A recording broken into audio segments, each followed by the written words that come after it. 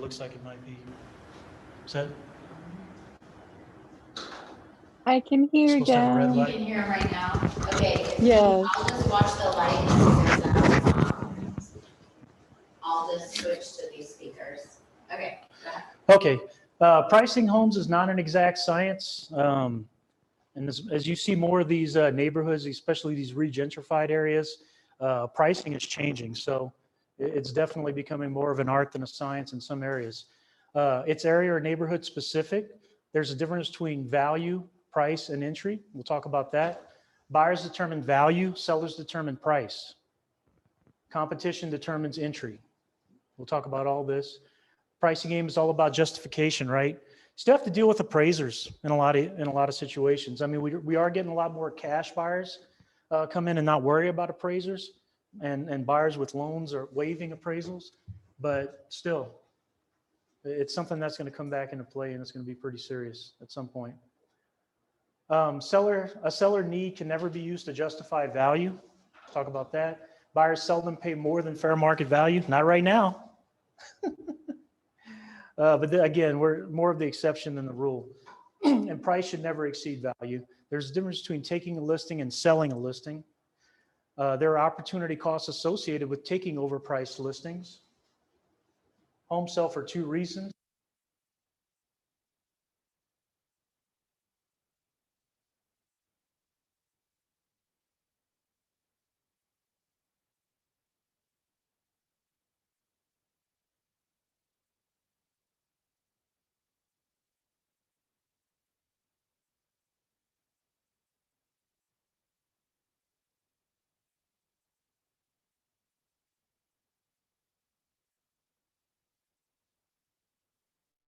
Websites, Zillow, Trulia, Realtor.com, all the big ones. Why do 40% of homes listed in MLS expire? This is, again, normal market conditions, not right now, because they're priced inappropriately. Can I just see if I'm gonna. They're priced inappropriately. That's really the main reason that homes expire. Again, who determines price? The sellers do. The sellers have direct access to MLS. No, you do. So why are so many homes in MLS priced incorrectly? Because agents fail to effectively advise sellers on the appropriate price entry points.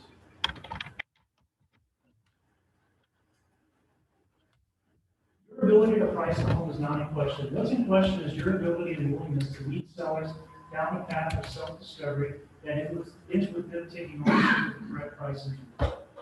So not having an argument, coming together and agreeing on what's an appropriate price. Agents fail to effectively lead sellers to the appropriate price entry point because they lack knowledge, confidence, and judgment, or they don't care. So lack of knowledge, agent possesses incomplete information. Agent is naively equipped with insufficient tools and data and possesses no orderly, interdependent pricing system. Typically, agent is unconsciously incompetent. Doesn't know what he's doing, right? Lack of confidence. Agent submits to all seller demands. Agent is scared of hard conversations and perceives conflict and all disagreements. Fearing uncertainty and or not wanting to disappoint or be disliked, agent either doesn't ask appropriate questions or simply agrees with the seller's suggestions and opinions. Agent thinks it's only about taking the listing. Agent lives in a competitive world of scarcity and is only concerned with beating the competition. Agent does what needs to be done and says what needs to be said in order to get the listing. Agent wants to leverage the listing. Agent is only interested in buyer leads that will be generated from advertising the listing. Agent doesn't care if the seller wins or loses as long as the agent wins by making money. All right, so what is the role of an advisor? It's to determine and justify value and price entry point. What determines value?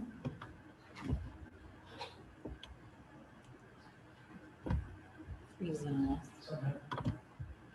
Let me see.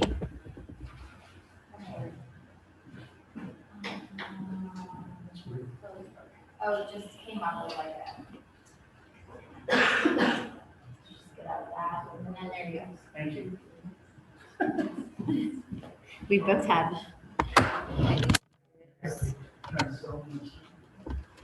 Okay, so what determines value, features, amenities, and condition of the subject home? What justifies value? Features, amenities, and condition of sold and expired homes.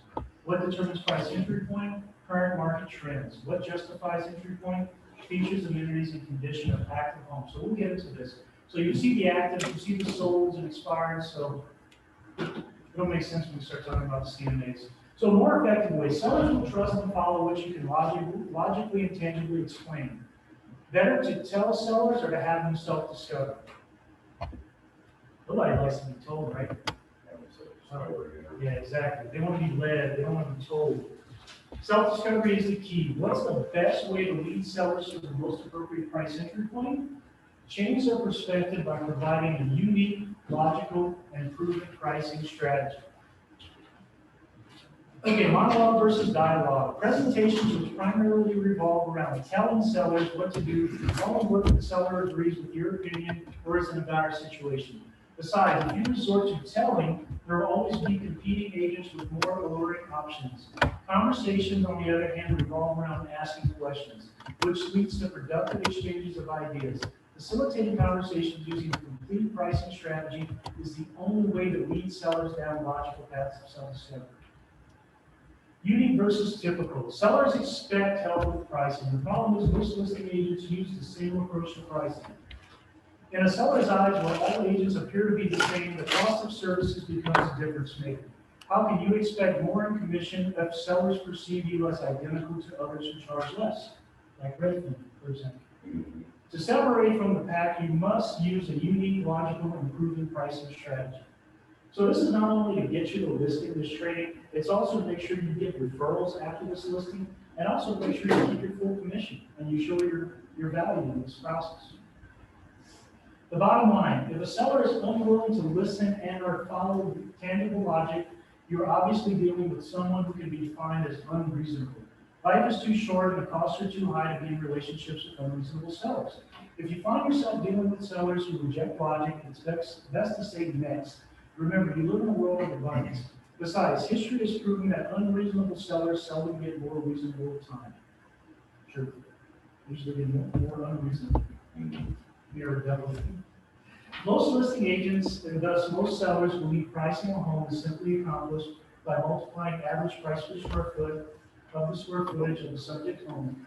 The reason this practice is widely accepted and massively implemented is because it's easy, convenient, and can be calculated with very little information and effort. Since price is the key component to selling a home, it deserves to be intensely studied. That is, you must consider all things that can and should be considered. I mean, because you know the buyer on the other end is going to study pretty intensely, right? So on the seller side, you should give it the same amount of time and attention. Okay, so you currently consider features, amenities, and conditions of the subject home when you price something? Anybody? Yeah. Features, amenities, and conditions of sold homes? Or just the price per square foot? Yeah. Features, amenities, and conditions of expired homes?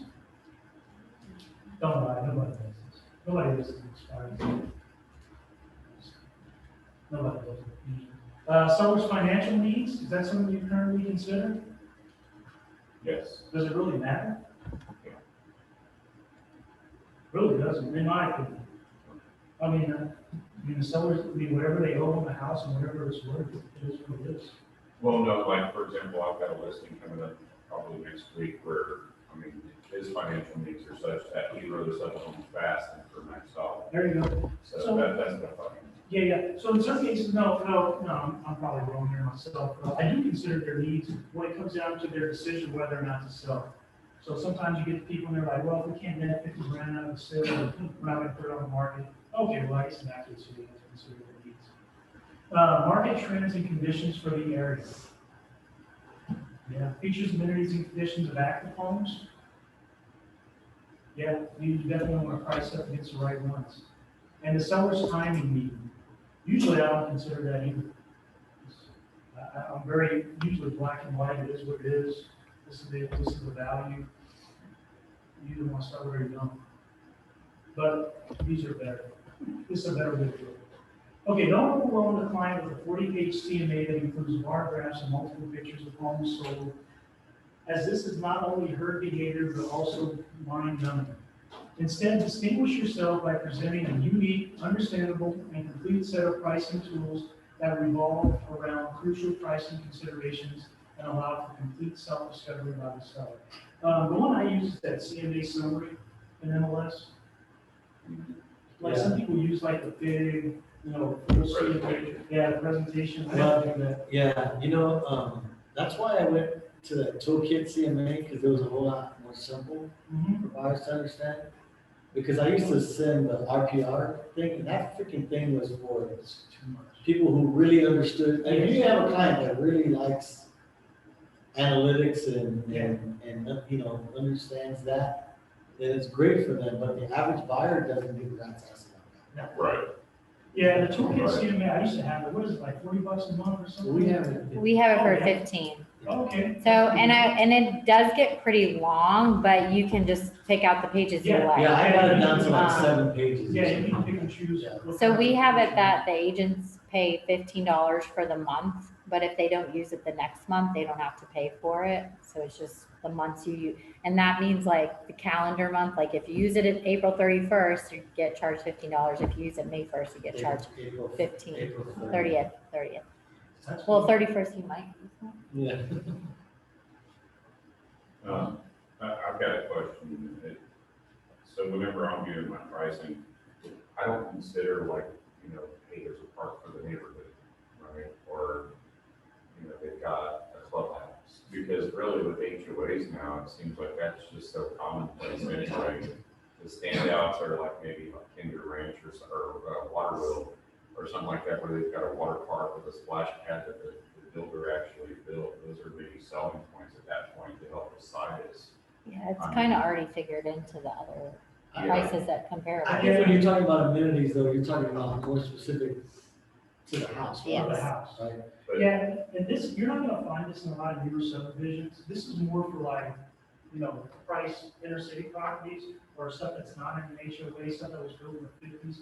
The stuff that's built in the 50s, 60s, 70s, 80s even, you're gonna have like houses that are in tear down condition, need to be rehabbed. You're gonna have livable but not updated, and then you're gonna have like recently updated. and so on that note too, like that's something too that makes it tough is because like, let's just say, for example, you flip a house and it's over off of Martin Luther King, you add a deck. How do you gauge that? I mean, I'm just kind of like, it's about 2,000, 3,000 more that you can get out of the house.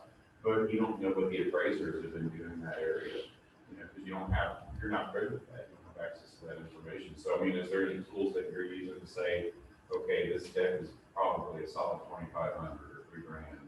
Yeah, that's kind of a whole different skill. I would just look for similar properties like in comps. That's really all you can do. Okay. Like from a real estate perspective, you're not going outside of being a realtor and some more of a construction expert, because you're right, when it comes to flips and all, it's totally different. Like the cost of things. One of the title companies is having something this week with an appraiser. Yeah, And I can't remember who it was, I've seen something. but I want You need to. to remember. Huh? You need to No, remember. I'll go on Facebook, I'll find it because I see one. But that's a big cost. They're gonna have a lot of people there, I can tell you that, because this is such a different time. That if there was ever a need to talk to an appraiser, it's now. And they can ask questions like that. Like, Yeah. how do you give value to something? Yeah. Because that is different, and I think it does happen, Yeah, personally. yeah, if you can't find How much? comps, and sometimes you Right. you have to like guesstimate what that's gonna be. Well, yeah, because I mean, gosh, you could go to Beacon Hill and that deck might be worth 5,500, because they're getting 280 a square foot for the homes. And then you go across 10, and that deck might be worth 500 because they're getting 90 a square foot. So, Yeah, if you can't find comps, I mean, you could go into something like that and try to estimate what it's worth, what the adjustment would be, what an appraisal would be on the adjustment. All right, so the art and science of pricing are leading seller to the most appropriate price entry point, effective dialogue. The science, assimilating, interpreting, and supplying relevant facts and data, effective tools. So the science is really getting your numbers together and your docs together, and the art of it is leading the seller to where you want them to be, where you think they should price the house, without telling them. Okay, so important definitions: leadership, teaching others how to think so they can do what they need to do to get, to be able to claim they want. Opinion, unfounded speculation. Value, a home's worth justified by historical data. That's what the appraiser is going to use too. Entry point, price that will net the most amount of money in the current market. List price, perception after review and analysis of pricing data. So no, the only way to change sellers' perception is to involve them in the pricing process. Okay, remember, a lot of what this class teaches, this series teaches, is leading people to give you an answer that they do the wrong answer is sound foolish, right? Everything up to this point has been those kind of questions. This is no different. You just want to lead them to a good point where they can't go against you, they can't argue. Okay, so the list price must be less than or equal to value. If the list price exceeds value, the seller's needs and or wants are being used to justify the price. This will not work because buyers don't care what the seller's needs or wants are. Right now it might be a little bit different, but normal markets, and this is it. And even right now, like we just talked about with the comps and the appraisals coming in and everything, you still can't violate the comps too badly. I mean, you still have to stick within certain parameters, right? Because otherwise, you're just going to get a bunch of people overbidding on a house, and it's not going to appraise, deals are going to fall apart. You know, you're not doing the seller any good or yourself. You're doing a lot of extra work for nothing, really. As a real estate consultant, it's your fiduciary duty to help sellers assemble the plans and strategies that, when implemented and held accountable, will result in the satisfaction of their needs. Note, sellers' needs will not be satisfied unless a home sells. As a result of thorough analysis, you will be equipped with pricing knowledge well beyond that of the seller. The great thing about possessing the superior knowledge is not that you can give the seller answers, but rather you can ask great questions, which in turn leads the sellers down the path of success. There's a fundamental difference between you knowing the correct price entry point and sellers accepting it. Sellers control pricing decisions. So just because you know how to calculate appropriate price entry point doesn't mean your listings will sell. The only way your listings will sell is if the sellers follow your logic and take complete ownership of the appropriate price entry point. Okay, so the 7-step pricing strategy supports a relationship-based approach. If you don't have a collaborative approach, you won't value the 7-step pricing strategy. The 7-step pricing strategy allows you to quickly become a pricing expert in any neighborhood because it requires that you analyze all the data relevant to correctly and strategically pricing a home. So this might even teach you something, you know, self-discovery for yourself, right? Okay, and here it is, the 7-step pricing strategy. Number 1, identify and gain an understanding of the value ranges that exist in the neighborhood. We'll talk about that in a second. Step 2, test the logic using expired listings. Step 3, determine the value range most suited for the subject home.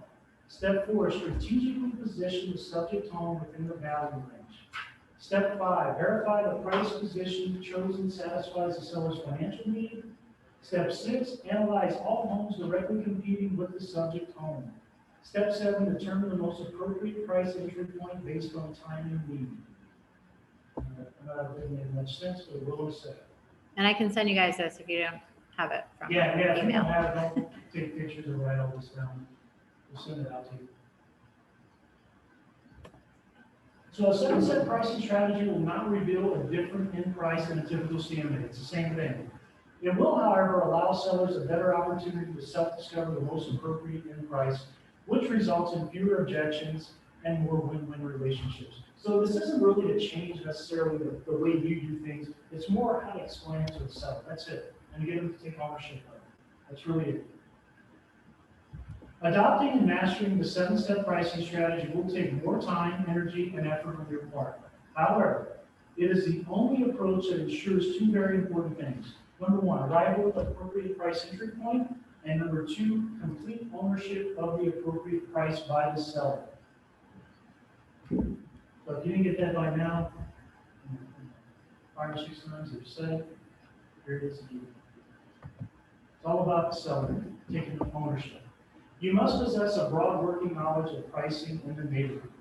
All right, so step 1, identify and gain an understanding of the value ranges that exist in the neighborhood. Step 1 will be the most time consuming because this is where you determine why homes are in certain prices. Note, your analysis of the value ranges will be much more in-depth and time-consuming than your discussion of the ranges with sellers. So the process begins by dividing the neighborhood into 3 basic categories. The high range, homes that bring the most money per square foot. the low range, homes that bring the least, and the mid-range, ones that fall between high and low. So basically what I do is I'll pull up a CMA summary and I'll rank them in order of price per square foot, and that's it. Start with the lowest and with the highest.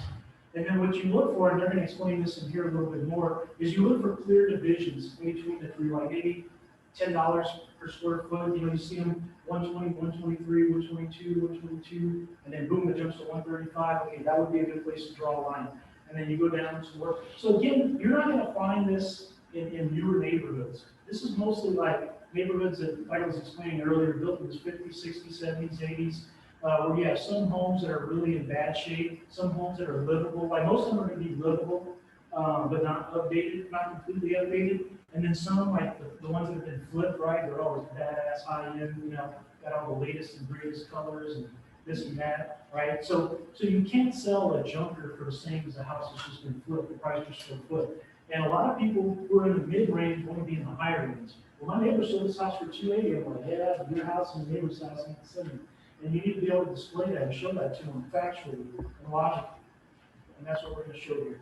So everybody get that so far? You rank the comps, the sold comps. Let's talk about sold. We're going to do actives and expires if there are any.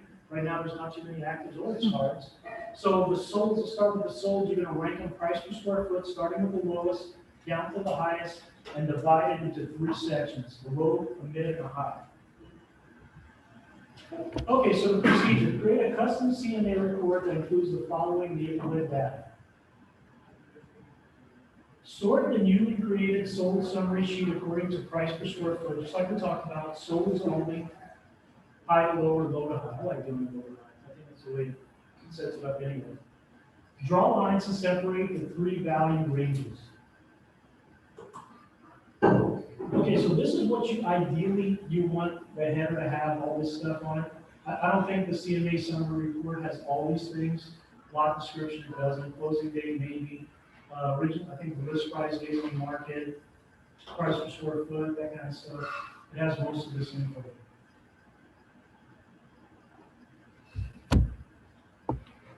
So you want to identify the features and combinations thereof that constitute each range. Most of it's going to be conditions. Sometimes it's features. All right, so note, the sold summary sheet makes it easier for sellers to identify obvious feature patterns that exist within each range. So is everybody with me so far? It makes sense? So all you did was pull a CMA, pull a summary sheet of the neighborhood, rank them price per square foot, lowest to highest, highest to lowest, and separate them. And these are solds. Let me ask you, when you guys run comps, I'm going to get off subject here a little bit just to make sure. What's the important things to do when you're looking for comps? What do you want to make sure you have, like, with respect to the subject home? The biggest one I can tell you guys is two-story versus single-story. Never use two-story comps on a single-story subject home, and vice versa, ever. Anybody know what's more expensive, single-story or two-story? Single-story. Single-story, up to 30% sometimes more expensive. Why? Just a bigger lot, bigger footprint. Usually they require bigger lots, more concrete, more roofing material, everything. Right? You know what I always say about that?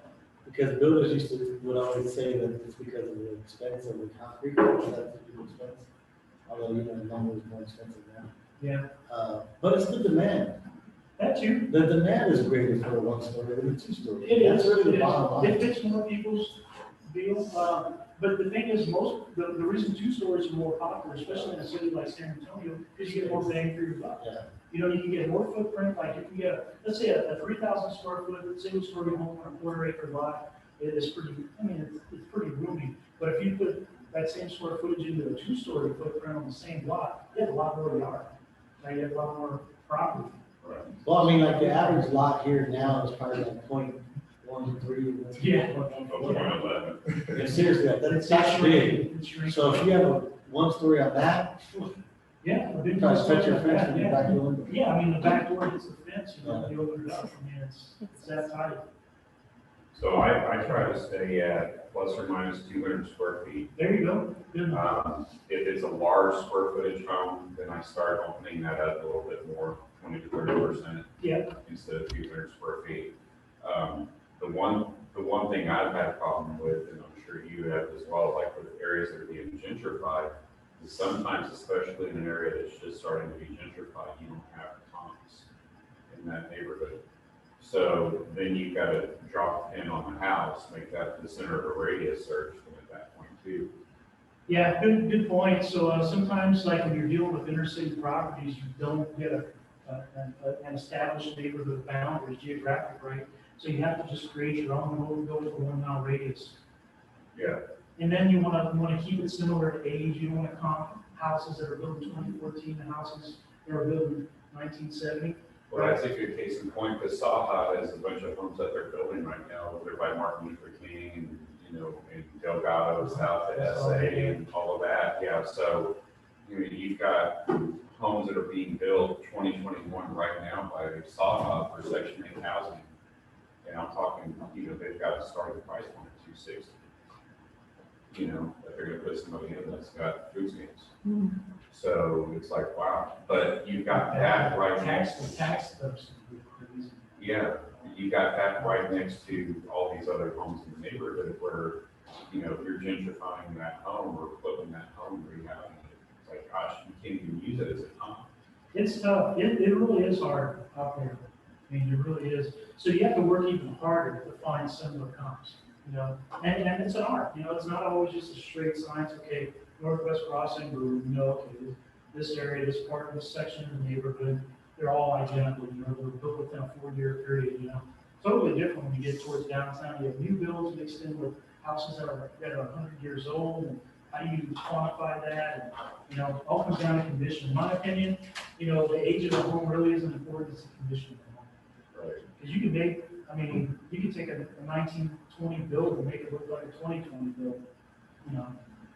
I mean, we did one that we replaced everything except the original siding and the frame. I swear everything on the house was brand new.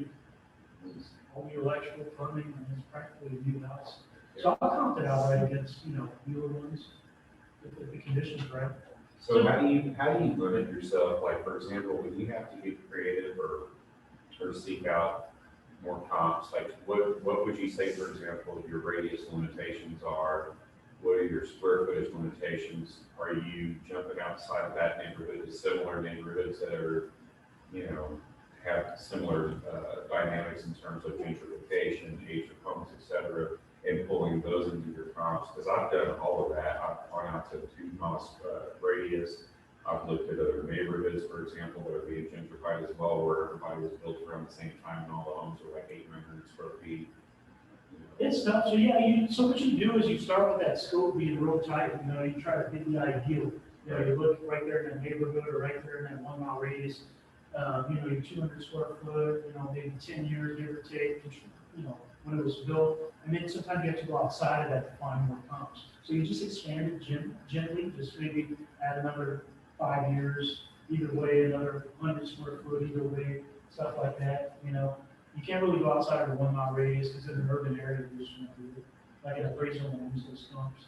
Okay. So now, if you get outside of 1604, you can probably go to a 2 or 3 mile radius area. They can go up to 5 miles in rural areas like video appraisals. But yeah, not within the city limits. They just won't go beyond the mile. So just be careful with that. I mean, but it is an art. It's tough. It's not easy. I mean, we're trying to think like an appraiser without the training. Right. You know? So we try to give you a little bit, just enough to be dangerous, you know? But if you guys ever have a question on this kind of stuff, people still should be over there seeing these to review. People that don't even work here, hey, Zach, can you do me a favor, look at this, this, you know, whatever. We're happy to always talk about this stuff. And we're gonna do a focus group after this anyway, so I'm sure we'll be doing some hands-on. Okay, note, the sold summary sheet makes it easier for sellers to identify obvious feature patterns that exist within each. Okay. We're going to get into that a little bit more. But basically, yeah, that's it for step 1. Test the logic using expired listings. Step 2, so far your understanding of the value ranges is based solely on properties that have sold. To build further support and justification for your opinions, you must test the logic on homes that were rejected by buyers. Same logic should apply to both sold and expired properties. Okay, so what they're basically saying here is, okay, you did your sold CMA already. Now you're doing an expired CMA. We don't really have that problem right now. But in the past, I mean, anybody who's been around for more than 4 or 5 years knows that, you know, in general, we probably have a 30 to 40% market absorption rate here in San Antonio. That means only about 60 to 70% of the houses that hit the market sell within a year. So you want to test this logic by basically showing this is the danger of what happens when you overprice your home. It's going to expire. When we have that market, right now it's not an issue. So it's basically the same thing. You want to create a custom CMA report just like you would, except you change it from sold to expired, run all the same parameters, search parameters. Number 2, you want to sort the newly created expired summary sheet according to price per square foot and list it. So same logic, same thing, same process. Using the ranges from step 1, identify the range in which the home expired, each home expired. Use the sold logic, determine which range each property should have sold. So you're basically going, okay, you see these high ones, they should have been priced at 140 a square foot, now 150 a square foot. These mediums should have been priced at 125 a square foot, now 135 a square foot, and so on. So far, so good? Real simple logic. All you did so far is create a sold CMA, and now you're going to expire CMA. Let's do this. Expired listings represent the consequences of inappropriate pricing. Most homes expire because they were either listed in the wrong range or incorrectly positioned in the right range. After reviewing the expired summary sheet, this should be obvious. Pay close attention to homes that expired and then later sold. If you can find those.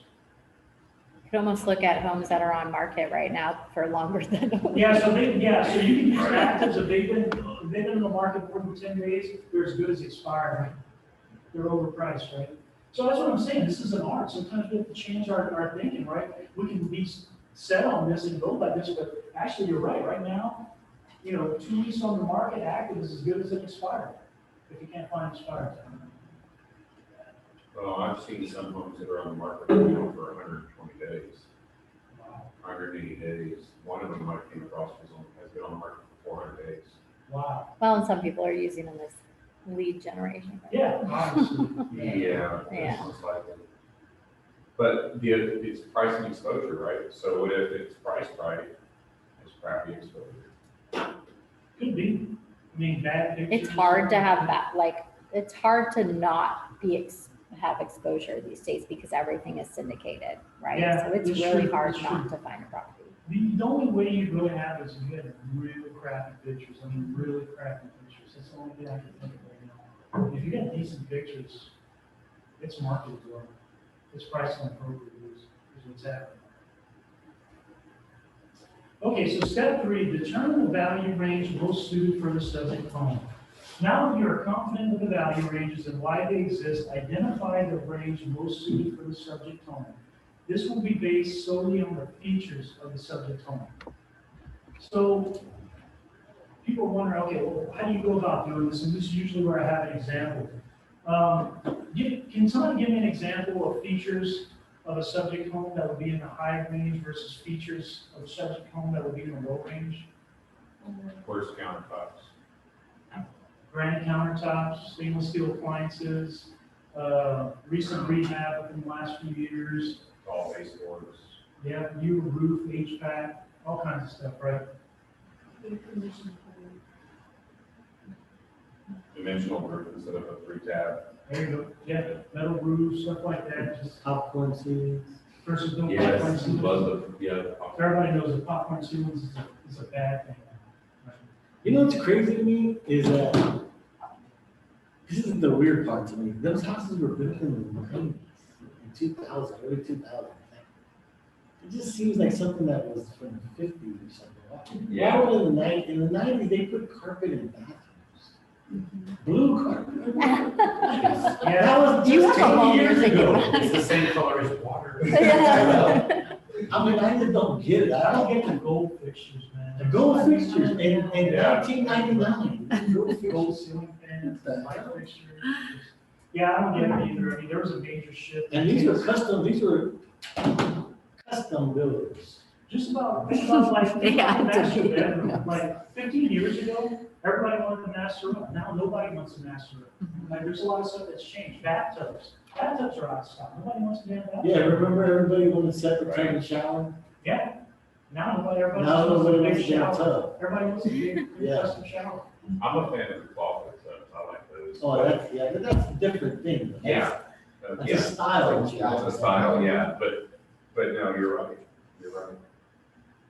Okay, so the best way to look at this, to me, especially if you're gonna show this to a seller and explain it to them, is pull out the full agent reports. Bring up agent reports for all properties in your CMA and look at them, it'll tell you right there. Sometimes you have to actually pull it up live on your laptop or on your tablet and show them pictures. One time, I've even gone and shown a seller other houses in the neighborhood. This is back when the market was kind of weird, it was hard to sell houses. But I've actually taken them to competing houses and said, look, you can't price your house higher than this one, look how nice it is. And this one's been on the market 70 days, or whatever the case may be. You have to show it to them, and you can do it right there, right? You don't have to really take them out anymore, hopefully you can do it right there on your laptop. But if they're really stubborn and stuck, shit, take them out and show them a couple of listings that are better than theirs. And price lower than where they want to put it. Again, right now, probably not an issue, but it will become an issue again. And it still could be an issue. So determining that range, high, medium, or low, that's really it. You look at the subject home, you've already toured it, you have the CMA, you have the split. Look, this is an example of a low-end one. You're not there, you're livable. This house needs TLC, it needs work, this and that. But look at these high-end ones, you're not there either. And they pull up pictures of the new granite countertops and stuff like that. And they know they're not there. So they're in the middle. I want to just, I don't mean to get stuck in the rabbit trails, but I want to help with this or maybe ask about it. But what I've done with people is, for the self-discovery aspect of it, is I will bring in, I'll take notes on all the existing comps. And I'll bring in a printout of each of those comps, and then what I've written for notes. There you go. And so I'll do that, but what I do is I circle it back to an appraiser gives you two scores, one's a C and one's a Q for construction agent quality. I said, and they give you a 1 to 5 ranking. That's right. I said, so that's what we're gonna use is 1 to 5, with 1 being best and 5 being worst, or you're ready to get demolished. And then so I'll ask them, where do you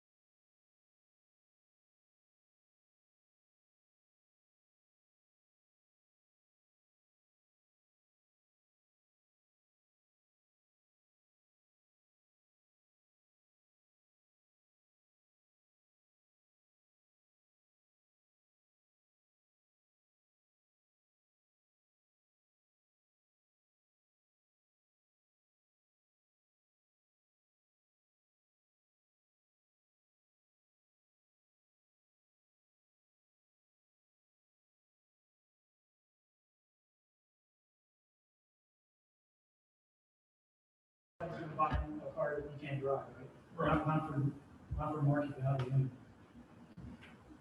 But if the AC does work, or the foundation's jacked up, or the roof's jacked up, does it affect the price and value? It can go the other way, right? Yeah. Just like a car. Yeah. You know, you can have brand new cars sitting out there that you can't drive, which, it's just, Yeah. it's a junker. So that's kind of to my point, so like, but in an older neighborhood, if it's a flip home, for example, if you're working with an investor, then in that case, if you went and put in central AC or a mini split system in a house where everybody else in that neighborhood traditionally has just had window units or just open the windows, obviously then you've added some value to the house because now you've brought it up to a modern day standard. Okay, so let's say you have, thank you, good one. Let's say you have a feature that none of the other comps have. Pool, you have the one in the neighborhood, or you have central AC in the neighborhood where nobody has central AC. Then you could do like the 60% rule, like 60%. So let's say a central HVAC costs 10 grand to get installed. You can actually give like $6,000 value to the house. If you have a feature, that's an adjustment on an appraisal that no one else has. Same thing with the pool. $50,000 pool is not gonna add 50,000 in value. It'll add 25 to 30,000. Just figure about 60 cents on the dollar for updates that no one else has, if you have to go there. I'd always turn on the pool and give me your thoughts on this, because I had attended a class, it was called Supernatural CMA, but on the pressures at home, yeah, that's what it was called. And, she was saying, if the home was up to, let's say, like 350,000, or below, then the pool could add about 10,000, let's say 10,000. Would be. But if it was more expensive, let's say like 400,000 plus, then you could be adding 20 to 25,000 in value. That's a good point. You know, if you're in a neighborhood where, you know, the average house is 150, but they put in $80,000 pool, you know, it's not gonna bring value to 190. You know, it's just too much of a stretch above the other comps. But the higher the price, the easier it is to absorb that and make it, yeah. So you would agree with that general? Yeah, I would in general. I wonder how appraisers now give value to something like that. Because pool houses all of a sudden got really popular. Mhm. And they do sell a lot faster. But But how do they, is there an adjustment that they made? Like, when did you take that class? It was probably a year and a half ago. But I will But it was say pretty on the cool. pool house thing, something that she said is if the detached living quarters, or if it's heated and cooled, No, he's It's talking about within houses 50 with pools. feet. He's talking about houses, just, you don't mean like a house with a pool house, you mean houses with. Just the pool. Yeah, oh, and not, oh, I get you, Yeah. okay. never yeah, mind. they're hot because of COVID, man. Right, that's what I'm saying, like that, those all of a sudden got like really, really popular. And I just don't know, I've never talked to an appraiser that would tell me if there's an adjustment that they made because. They do, I've seen them as low as 10.5, and I've seen them as high as almost 30,000. So I would say anywhere between 20 and 30 is general. But have you seen the change in the last year? Have you seen them, the appraisers, make a change in the last year? Not really. I haven't either, I mean, I don't know, I'm sure they have had to. I don't pay attention unless it comes in, but I don't even look at the appraisal. Just curious if anybody, I'm just curious if anybody had had any experience like that. I mean, I would say so. I mean, they're bringing more, they're in higher demand, so. like, I want to go to that class that's coming up, because there's a lot of questions about that, about Would you mind solar sharing panels. that? Oh, is it private I don't know how we use the Will Connect, but would you mind I can sharing that to Frank? or Just whoever? use the same rule. Use 20, 30 grand for an in-ground pool. And I will try to plan and ask the appraiser class here. You gotta get an appraiser like If really you quick, have 'cause a, these if you have a guys. fiberglass Yeah. insert, 10 to 15K. If you have a gunite in-ground pool, 20 to 30. Just depending on how nice it is. And then the age matters, right? Like, Well, age does matter on pools because you have modern pools and you have, no, but I mean, even just the wear and tear of the pool. well, the age of the plaster, you know, how dressed up the decking is, if it's from the 80s and it looks like crap, or it's something that somebody just did with flagstone, a lot more expensive. Then the equipment too. Surface. Yeah, that's a big thing, because that's 5 or 6 grand right there just for the plaster. Another thing, if you want to get into pools, I mean, we can talk about pools. What's the difference between the way they used to build pools and the way they build them now? Anybody notice a major difference? Pools are only 4.5 feet. Oh, yeah, they don't have diving No pools. more diving, no more slides. Insurance companies will make you rip those out. And if you have an 8-foot deep pool, your premium's gonna go up. And they require fencing and all that stuff no matter what, but nowadays pools are 4.5 feet deep for safety reasons. No more diving. No more 8-foot pools. It's weird, huh? But if you notice, pay attention, like anything built in the last 10 years, they're shallow. No, that's true. I mean, it probably last 20 years. What's that? It's probably been like the last 20 years. I don't know when it shifted, but yeah, it might be 20 years. Yeah, I know my sister has a pool. My 2021. sister lives in Universal City. She has a pool, and her insurance was higher because it was she had a diving board. She took that out. Yeah, a lot of times they make you. Like, Yeah. They don't even insure your house. That she had to take it out. Yeah. Um, So that doesn't break the value necessarily. I might hurt it. Right. So, but she didn't have to do anything with the pool. They just charged her more, like insurance. yeah, there's nothing you can really do. I mean, but So- insurance, which makes it less marketable, less valuable. So in the past, I've also heard, similar to what Jenny was saying earlier, just to kind of be off that thread and also ask a question in relation to the pool, Uh-huh. is I've also heard it's kind of if you're in the majority, if you're in the top, you know, I mean, 40% of the neighborhood or more has a pool. It brings everybody's value up. Right.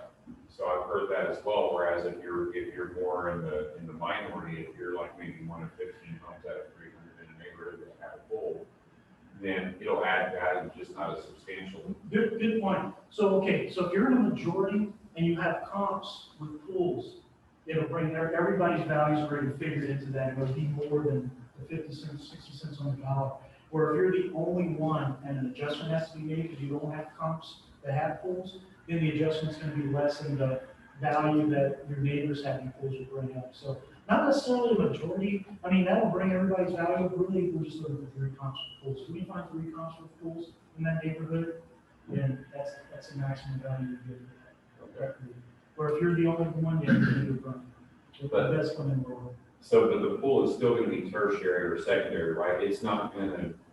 It will not justify, like, let's say, for example, you're the only 1-story home out of the 3, and the other 2 are, you know, obviously 2 stories. You're not gonna use those 2 stories as a comp. They're not, one they should, story. they shouldn't, Right, they shouldn't, no. okay. Well, but you know what? That can hurt you too, because I have one right now. When my buyer has a 1-story in Animal Ranch, 3,200 square feet. There just aren't any houses and a 3-car garage. There aren't any other 1-stories that have sold in the last 6 months, right? You gotta go past that time. Yeah. And appraisers don't wanna do that. They don't wanna go past the They time. can't, they're, especially on government appraisals, they have to use certain parameters. So like for V home, for example, if they have to use the closest and most recently sold similar homes. They can't go outside of that even if they want to. Oh, wow. So you might have better comps where they sold a little bit Yeah, at a different time, a little bit longer, yeah. So So they're stuck using certain. yeah, and so they're using 2-story, because there is nothing. They can, and they still should make an adjustment for that. Yeah, I would say that 1-story versus 2-story is more important than full versus empty. right. And I think they would use those comps first. They would use similar construction. So you know- for- I did, I mean, not to drag this on any further, but my brother-in-law sold his house in Westover Valley, and they don't have a pool in their neighborhood. But he had a pool. And he sold his house for like $30,000 more than the highest priced house in that neighborhood, primarily because he had a pool. And that's a good value, 30 grand is. I mean, he that's right bought for it, us. like, so that pool was like maybe 6 or 7 years old. So the marketability is there right now. for pools, the house. That's why it was But so not different to me. Not because I was like, necessarily the appraised value, but 30 grand is about, that's what an appraiser would give, maybe on an adjustment. But now's the time to sell it if you wanna sell your house with a pool, because everybody's thinking about summer. You know, Okay, my second part of that, and this will be fairly quick, is, has anybody noticed the difference between saltwater pool versus chlorinated pool, or spa or hot tub? most of them have a spa, not seeing too many saltwater ones, but they're easier to maintain, so it shouldn't be a problem, but I haven't seen that. I'm just referring to values. Is adding more value not, etc. I mean, having a heated pool, like a spa would automatically make it a heated pool. Yeah, that, an adjoining spa, yeah, I think that's like 10 grand. like an additional cost to construct it. So, yeah, Okay. it'll give it 5,000-6,000 over a pool with nothing. But as far as the saltwater cell, I mean, that's like a $1,500 difference. Okay. Thanks. No problem. All right, so that's step 5. So everybody know where we're at up to this point. Also, at this point, when you figure out the seller's financial need, that means you have to do a net sheet form, okay? That's how you figure out what their financial needs are. Okay, so step 6, analyze all homes directly competing with the subject home. So looking at actives. Now that you have a justifiable price that will satisfy the seller's financial need, you must analyze the competition. Just because the seller's price can be justified by previously sold and expired homes doesn't mean that the price at which the home should be, that's the price at which the home should be listed. Competition and market conditions determine the entry point and thus must be carefully considered before determining exactly where to enter the market. Now, the reason they're saying this is because they're going to get into the seller's timing need. If the seller's timing need is the most important thing, this has to be considered. Because you might look at the sold side, and this is an unusual condition, but it happens sometimes. You might have solds that are like, okay, putting that at a certain price, like let's say $140 a square foot. But then you have 12 homes on the market, half of which are priced below that. So from a value perspective, you might be okay, but if you need to sell quickly in a normal market, you might want to price it to undercut some of these other people. Because people who have to sell will adjust their price accordingly. People who just want to sell are usually the ones that kind of stick to their price. So if you really have to sell, then you have to undercut some of those people that are just kind of sitting out there if you want to sell. You know? So easy way to figure this out is see how many actives you have. I know they'll talk about this, but figuring out market absorption rate too. What's the market absorption rate? Right now it's like 100%, so it doesn't really matter, right? But in a case when it's 50-50, so you have a 50% market absorption rate, what that means is only the top 50% of the houses that are currently on the market are going to sell, logically. So you want to make sure you're in that top 50% from a marketability and a pricing standpoint if you hope to sell within a year. Again, not an issue right now. We haven't had this issue in a while, but if it comes up again, you can see where pricing is going to be important, especially when it comes to the timing. So the procedure for this is to do another CMA, but to do it with active listings. Sort the newly created active summary sheet according to the list price. Identify all homes within the same price range as the subject home. Review active summary support pages, so those are the agent custom reports, and compare features, amenities, and conditions of the homes competing with the subject home. Determine which competing homes are contenders and which ones are pretenders. So again, you're just looking at the actives to see where we want to price it. We've already determined what the house is worth, but that doesn't matter. So if there's no competition, then of course you go for the max. But if there's competition, you have to consider that, and when you see how long it takes, what days on the market are, stuff like that, you might want to change your mind on pricing and sell it. Okay, so if you're looking for resistance, that is 2 or 3 similar or better homes listed at equal or lower prices. This step also helps determine if sellers should enter the marketplace. So we talked about it, meeting their financial needs and whether or not they're a legitimate seller. They might not be, right? If they need $60K out of the sale to make the move, and the most you can figure you can get is $50K, why you can put it on the market? There's no point. Okay, so step 7, the final step. Determine the most appropriate price entry point based on timing need. So once you have revealed the true competition, review the seller's timing need to determine the most appropriate price entry point. If the seller needs a quick sale, the subject home must be priced below all true competitors in a normal market again. Right now, not a big deal. Seller needs a quick sale, just put it on the market, right? It'll sell quick. If the seller has no timing need, the home can be priced more aggressively. However, it's still advised to stay within the realm of justification. So from a value perspective, as long as you stay within your range, you're going to be good. Just don't overprice it. Okay, so summary. Sold and expired properties. Number 1, identify and understand the value ranges, the sold information. Number 2, test that understanding using the expireds. Number 3, place subject home in the appropriate value range. Number 4, position subject home within that range. So you want to stick it in the range and then fine tune it. So you built your justification, now you want to test the seller's financial needs, compare a justifiable position to the seller's financial need by running a net sheet. So your price is established at this point, supply and demand, active properties and timing need, identify and analyze competing homes. Number 7, choose the most appropriate price entry point. That's it. Informed, intelligent decision made. Closing is a snap. And you've already shown your value because you've taken them through a step-by-step process when most people just throw the CMA at it. So, there you go. Homework 230. Yeah. You told them the same thing. They said it just took a different time. That's all it is. You let them to believe that they made a decision. Kind of like dealing with your kids, you know. Like you never notice how they don't listen to you, they listen to other people. I always thought that was weird. But, you know, man, he listens so well at school, you can't get him to do that shit at home. You know, but, right? Same thing with adults.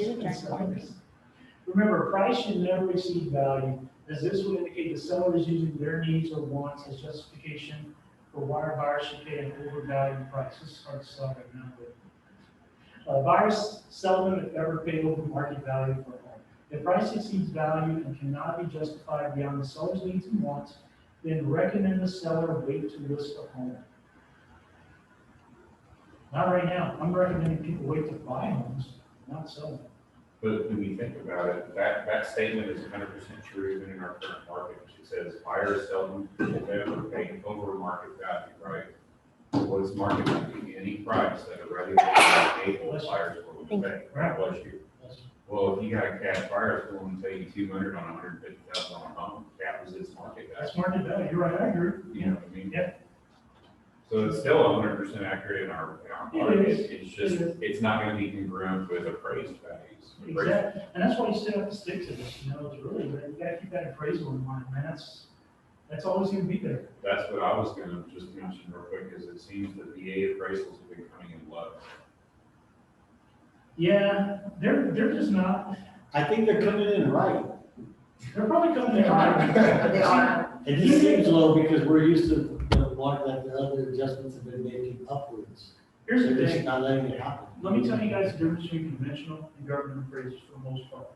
The thing that separates them, conventional appraisals usually take in, they value more what the home, the current, God dang it, the current supply is. So if there's like a week supply or a 1 month supply, they're like, well, the seller can kind of name their price because there's no competition, there's nothing else available. Where you have a lot of other active listings sitting on the market, they consider that as well. So if there's a 6 month supply and you're trying to go over, they're like, nope, and the VA takes that into consideration to protect the veteran.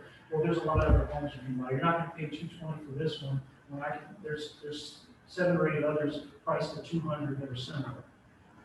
See what I mean? Where there's nothing on the market, and it's kind of like, well, it's the only house you can buy. Conventional, they take all that into consideration. VA, a lot of times they don't weigh it as heavily. So they all have their formulas and their techniques. Everyone's different, so that might be why they're coming out a little bit lower. But I agree, they're still based on solds. Yeah. They're just not taking into consideration that stretch, that 15% stretch that we experienced this year, which sucks. Okay, so, and I'm just trying to clarify because the phone ringing threw me off my thought process and listening to you. So you said that the VA appraisal is not taking into account the market jump? Am I hearing that? Yeah, so supply of homes on the market. So one of the key bits of information an appraiser uses is how much active supply there is on the market, not just solds. So on the VA, they rely heavily on the solds and not so much on the actives. Where conventional, as long as there's no supply, they really don't care. You know what I mean? Like Yeah. supply in the same price range? Yeah, there's just no supply out there, so they're like, it's kind of like it's a small market. You know, what happens if you're in a really small market and there's only one home for sale? You know, or the first house, you know, in a neighborhood. And they use the cost approach on new builds a lot of times to get started, and then they use the comp approach once they have a few sales. But, I mean, yeah, the going conventional and VA appraisals are totally different, like in their nature and the way a lot of things are configured within it, not just the sold comps and adjustments, but the supply comes in the market too. You guys ever get a chance to take an appraisal course? It'll blow your mind. It's interesting. There's a lot of crap that goes into these things. It was the hardest class I've ever taken. Like I took it for an MC and I'm like, oh my goodness, I didn't intend to work and study to pass this damn test. you know? Well, and you know what's crazy about that? I mean, this is a whole other thing, right? But there's just not a lot of appraisers out there. There's not enough of them. Probably Like not. people aren't signing up to be appraisers. And part of that issue is that there's a long apprenticeship involved. And appraisers don't want to take on a man, they don't want to be a mentor. They don't want to bring in somebody. They don't have time. They don't have time There's for no benefit. Yeah. So, it. No benefit. same thing with home inspector. It's always been like that. It's been a little tight. It's a tough thing, so there's not, I mean, like, we talked about this with the trees, but when was the last time you saw an appraiser that was younger than 50? I mean, there's just not very many. Especially VA. They're all old There's guys. not very many younger than 50. I mean, Yeah, no, it's true. And there's probably a shortage, and they're feeling it now because. I still say, man, my old man gig is gonna be an appraiser. And you probably work harder than you do now, might make more money. Shit. They gotta be clearing, I mean, they're charging 700 for a rush right now. Yeah. And they're probably doing 2 or 3 a day. I don't know, I guess. Like inspectors, man, you make some money, you make $1,000 a day being a home inspector. Hey, Zach, I don't know if you're gonna provide it later, but I was just gonna ask you if you could give like the formula for the market absorption rate so that I can write it down. Okay, so you want to take the total listed properties in the neighborhood for a year. So all the active solds, expired, canceled, everything. Then take the actual number of solds. Take the number of solds divided by the total properties that were on the market for last year. And that'll give you your percentage market absorption.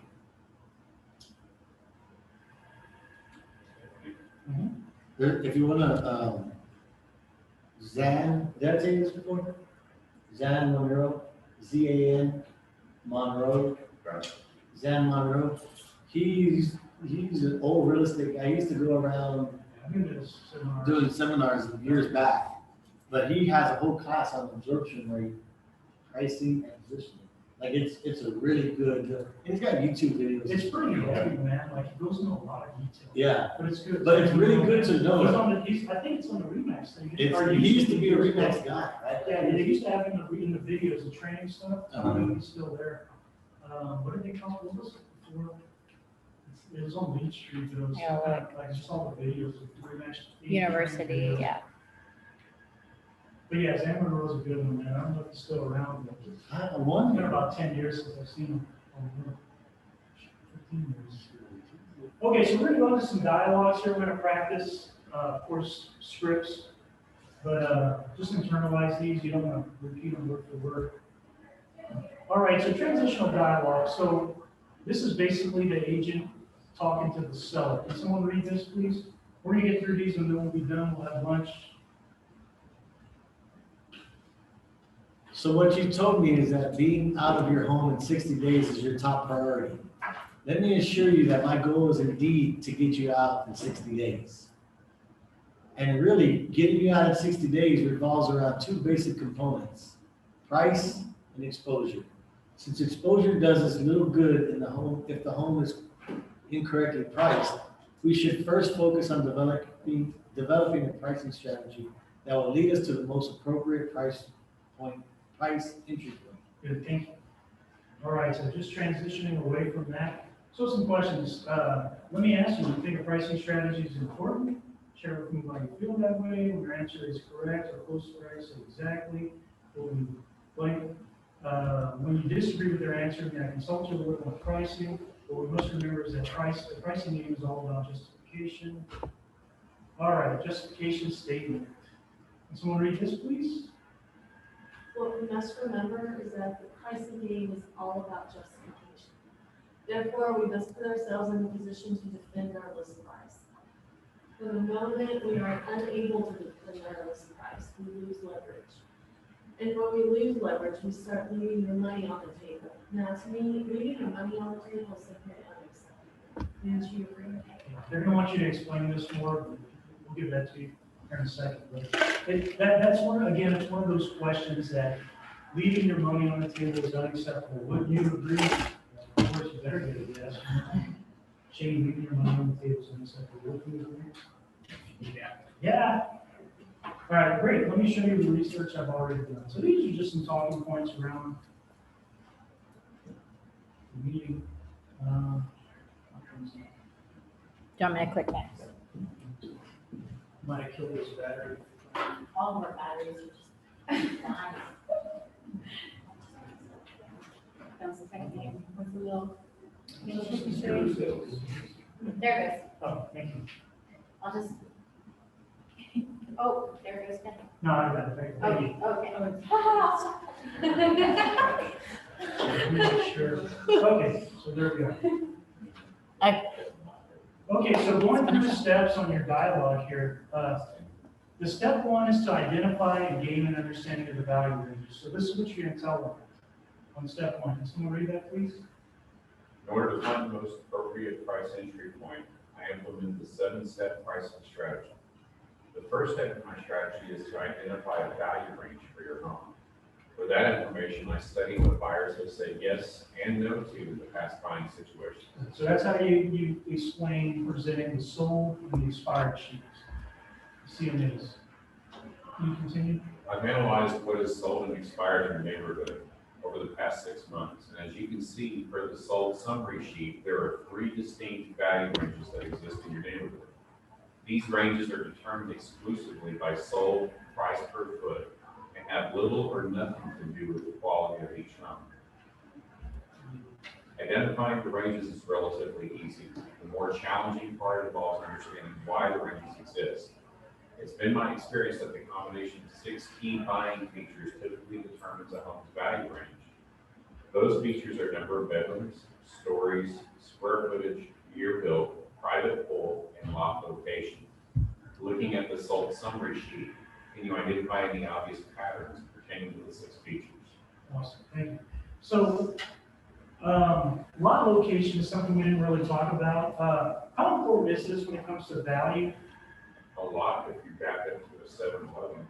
There you go. If you back to like a busy road, like Bandera Road or something crazy like that, right? It's going to affect the value and marketability. What about anybody who's dealt with new home builders? Lot premiums, does the size of the lot change the value of the home, the price of the home? Absolutely, right? Some of these get these big cul-de-sac, quarter-acre lots as opposed to the postage stamp size that backs up to a 7-Eleven or something. Totally different, right? So use that too. If you show up to a house that backs up to a busy road, like, whoa, okay. So you might have to relook at these. So make sure you check that out beforehand. You know, It will make a difference. and on that note, that I've learned also now, just unfortunately, much to through the dismay of one of my clients, they purchased that home from, I don't remember who anymore, it doesn't matter. And behind their home, it was supposed to be a green belt. That builder sold that green belt as part of a land deal with another builder who started building right there in that green belt. So you need to make sure too that you're asking in a situation like that, if it is a deed restriction. Yeah. That actually be designated as a green belt or that it can't be built on.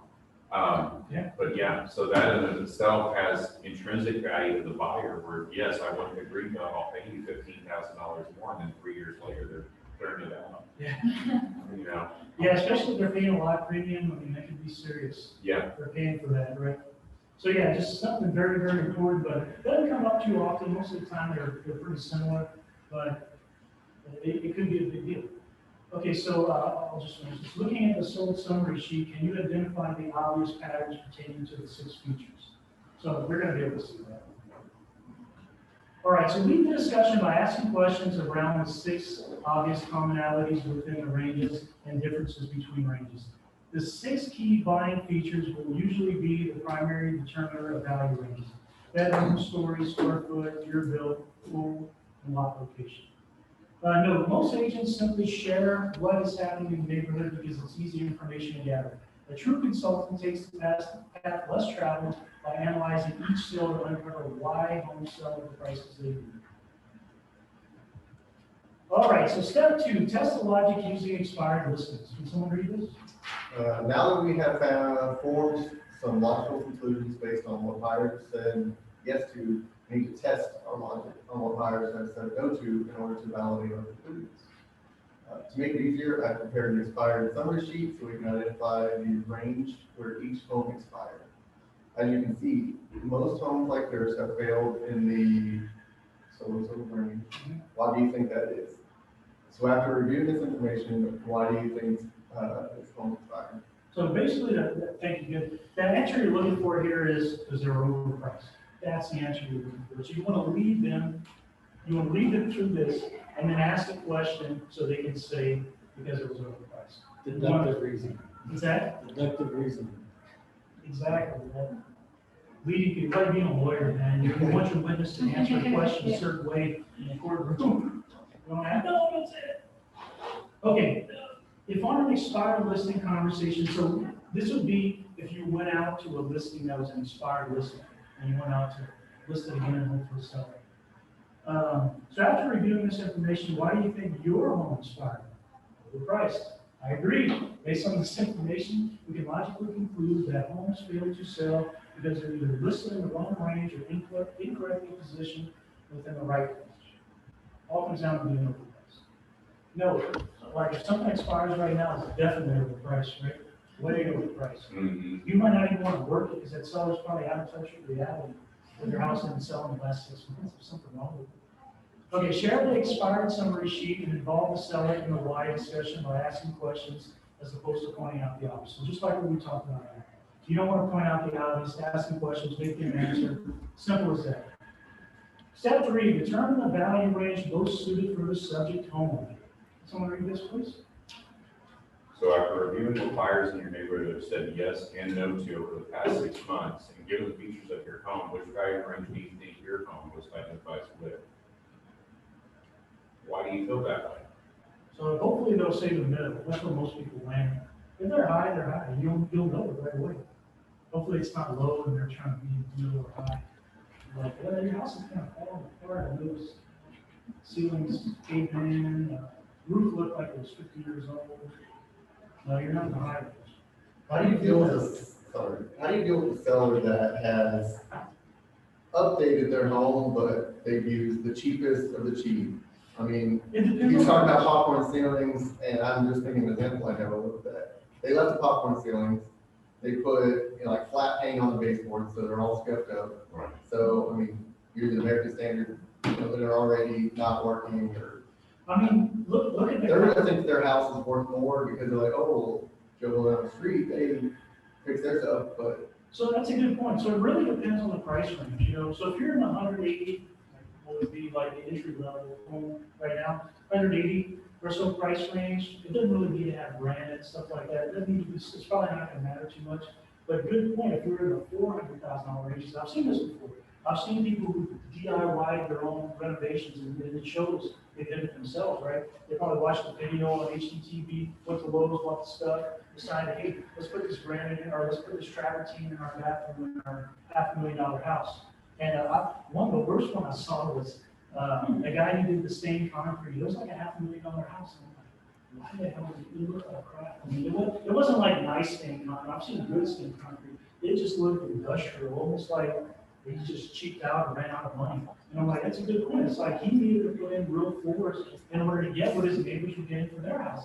And he didn't realize what stained concrete versus tile was the difference. I'm like, a big difference, man. Like in this price range, because it brings the whole house down in this price range. If it was 180, nobody would care. For 500,000, totally different. This is a guy in Spring Branch on like 2 acres and $500,000 house, ugly stained concrete. Like you can still see and some people like it like that, but you can see the imperfections. It wasn't even like sometimes they'll stamp it or they'll do something and you're like, man, is that tile? Or is that, oh, that's concrete, wow. No, not this. It looks like you're walking into a warehouse. So that's just, does that answer your question? Now, if it just looks like crap, it looks like crap, then you go to the console pictures of what it's supposed to Words look of like. Look, everybody else has Monterey drag, they redo the texture, it looks good. Nobody has carpet in the bathrooms or popcorn ceiling or whatever, That's a big deal. So then that'll help you, that'll be a clear decider, I think, in helping you justify your point. It's nice when we have outstanding stuff like that, we can easily pick it up. And even really, to be honest, on something like the stained concrete, the right way to do it is when your house is in slab stage. you know, in all honesty, I mean, I helped the guy stain his concrete and everything, but when it was in slab stage, before it even got framed, it was just roughed in. They went and they scored it all, he and his wife. They spent the time to do that. They took a saw and they scored it every single which way. And I mean, and I helped them on a couple of occasions where you have to put down an acid bath on it and all of this stuff. And the stain at the point, just that was done right. It looked freaking slick. I've seen some good ones. Well, it looks more uniform at that stage too, because you don't have corners, you're having. Right. Well, then you got an entire house with this theme throughout. Yeah. Yolanda had a question. How does a converted garage affect the pricing of a home? Most houses in the area have a I guess she's looking at an area. with So- It is. So personally, what I do is I give it half of the value of the neighborhood. So if you have a 600 square foot garage and you have a price per square foot of 140, just add, cut that 140 down to 70 and add 600 square foot times 7. Living space. Yeah, but it's gotta be done right too. That's Like you have to have another thing. AC, like mine has Yes. AC. That's, you want it vented in, correctly with the central AC, not, window unit stuff Yeah. in there, so. Cause some of them, like, you need to tear this out and just put the garage. in. Yeah. I mean, you're not helping yourself, you're not adding value, they're not gaining or losing the garage, kind of thing, but if it makes sense and, that's the best way to go about that. What was the apartment one? Just about 50% of the neighborhood price per square. So if you value your home at 140 a square foot, then give that converted garage half that value for that additional square foot. And that's usually what the appraisals end up to. Because you're also losing a garage, which is not that important. Most people want the extra square footage, but if it's done right. Okay, so step 3, determine the value range most suited for the subject home. All right, so after reviewing what buyers in your neighborhood have said yes and no to you over the past 6 months, and given the features of your home, which value range do you think the home most identifies with? So hopefully you let them to that, and you see how you do. Step 4, strategically position the subject home within the value range. All right, here's the long one. Can someone read this? Verify that the price position satisfies the seller's financial need. Now that we have determined the appropriate value range for your home, we need to correctly position it within the range and check to see if your financial needs will be satisfied. It's been my experience that a home's proper position within a range is determined primarily by its amenities and condition. During our home tour, you pointed out the pool with berries as amenities you believe add value to your home. I have printed support sheets for each home on the sold summary sheet, highlighting the amenities those homes share with your home. To study the condition of each home, I looked at the remarks section along with multiple pictures. As you can see, homes with similar amenities and condition as yours are located at the mid-end of this range. And you also see that homes with pools with berries amenities and that appear to be in great condition are selling at a premium in this range. Great, and given the amenities and condition of your home, where do you think we should be positioned within the range? Why do you feel that way? I agree. Now, let's now see if your financial need will be satisfied at this price. Okay, so good dialogue, just to work through this process, right? Leading them right down to it, let them make the choice. I was confused by the last couple of lines though, because didn't we just agree together on price? We step forward. Okay, so this is, yeah, so basically, so this is after you look at the expireds. So which value range do you think the home will identify? Okay, so you're gonna say the middle. All right, so strategically position the subject home within the value range. So now so we already know you're in the middle. So what we're trying to do is fine tune it within the middle. So looking at the actives, make sure I get that right. Okay, that makes more sense, the fine tuning aspect, Yeah. because it confused me right there. Yeah. It's like, gosh, is that redundant? Actually, okay, so this is 2 steps when your way is only 1 step, which I agree with. I would call it a 6-step pricing strategy. I wouldn't find a range and then put it within that range. I would just make more ranges and just plug it in 105. Okay. And skip a step and nothing. Okay, no, begin by reviewing the amenities and conditions of the subject home as discussed on the initial home tour.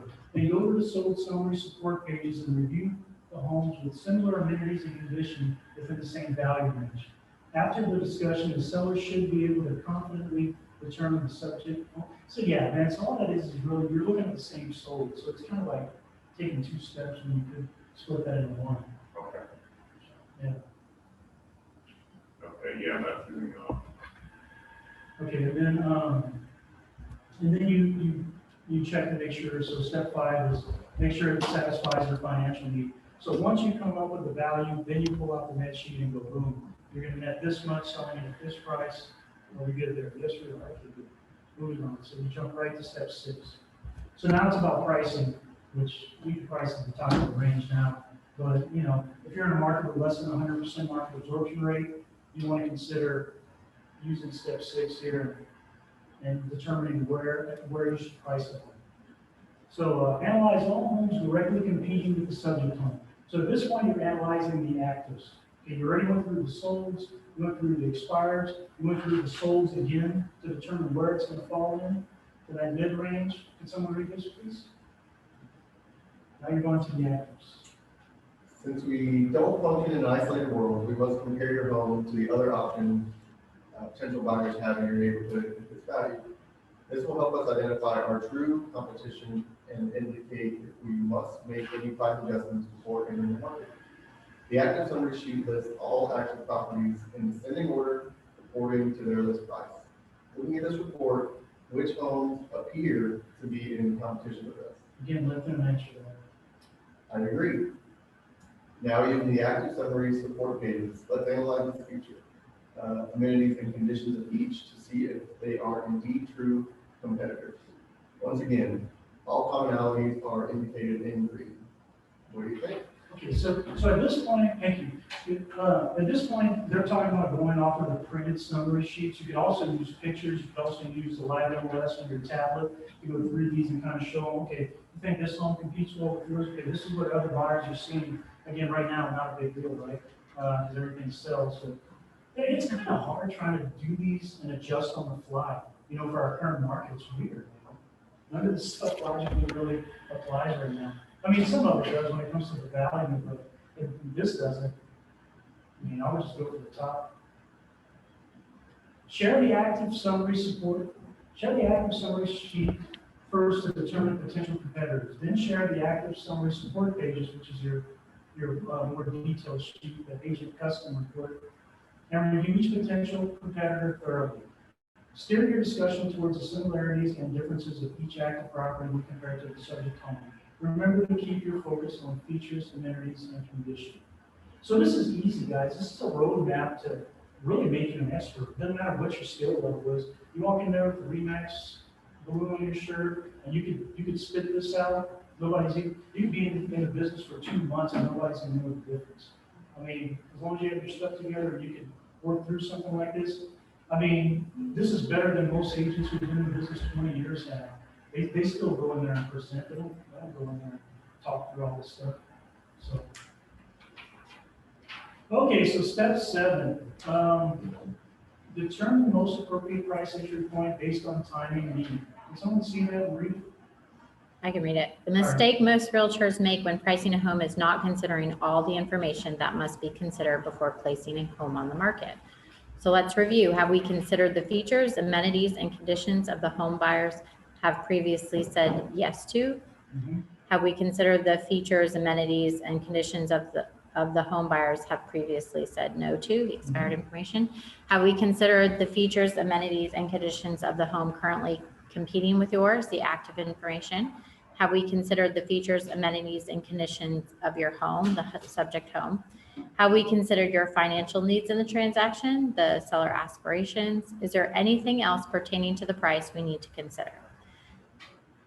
You want to? Nope. So based on all information available and your time you need, at what price do you think we should enter the market? Okay, so this can almost be like a checklist too. You can have this at the end and check it off. Okay, we consider this. It just shows how thorough you are and how well you have your information. Okay, if agreement has been reached, the seller will not give an unreasonable answer. So you're looking for a yes here. or no, I'm sorry. So based on all the information available and your time you need, at what price do you think we should implement? Okay, so the question before that, is there anything else pertaining to the price that we need to consider? Should be a no. You've done your job, closing will be a snap, you'll sign the listing agreement, I guarantee you, and then we'll give you any crap. Okay.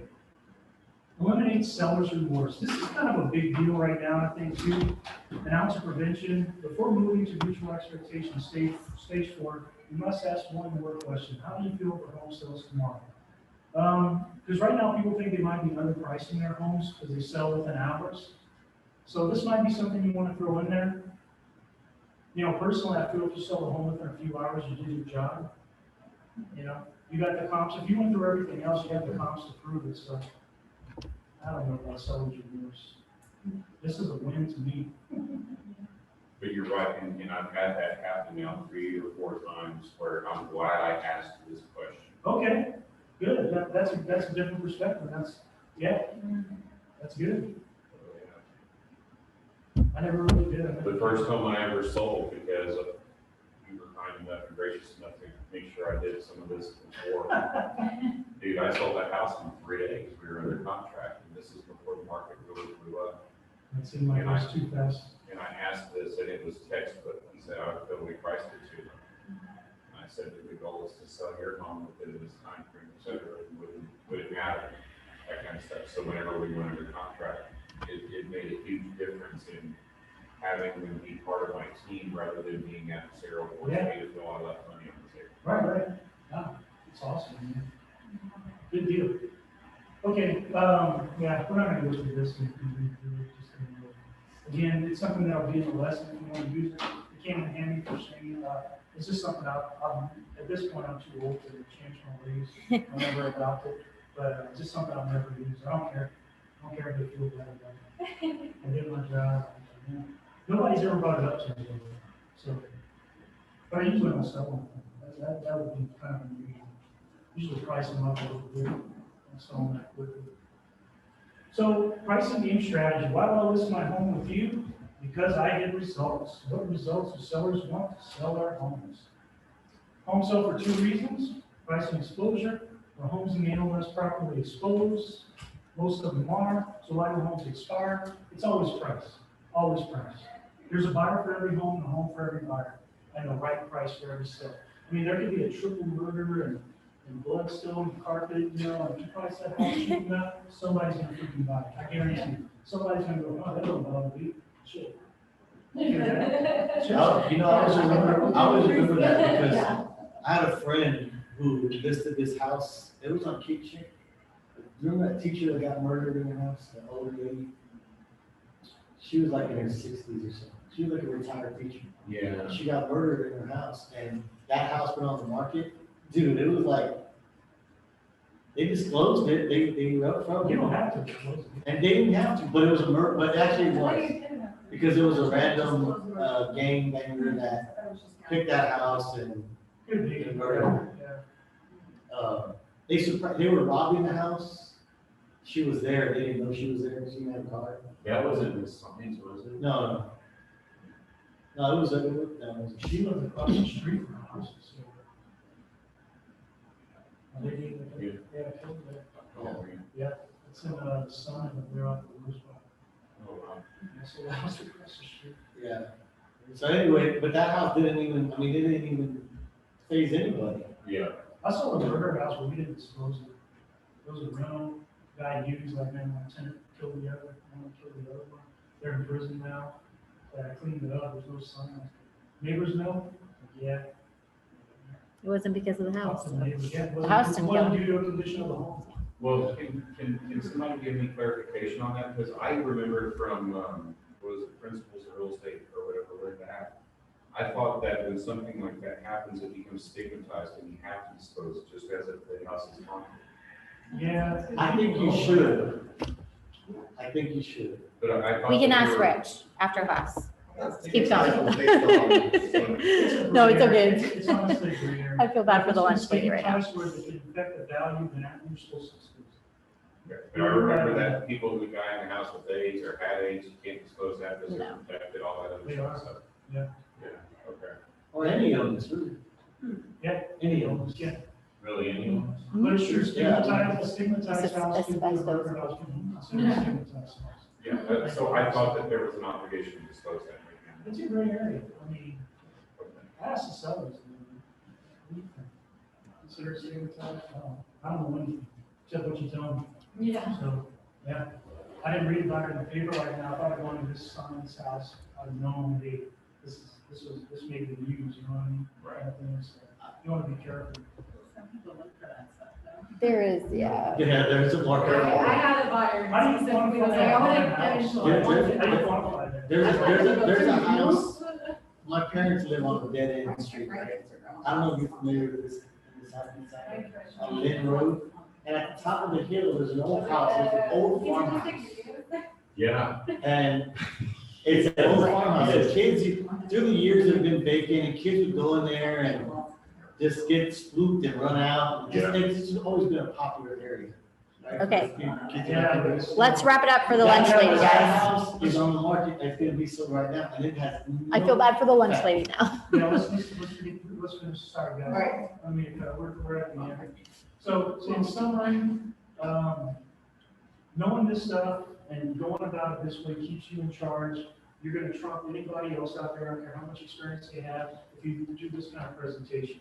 It's very, very valuable and it works 100% of the time. So what's a realtor's role? Determine and justify value and entry point. What determines value and entry point? Features, amenity, and condition of the subject home, current market conditions. What justifies value and entry point? Features, amenities, and condition of sold and expired homes and of active listings.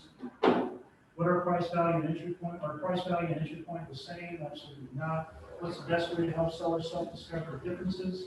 7-step pricing strategy. All right, we're done. Yeah. Fine. thank you, Zach. I mean, I couldn't talk to you.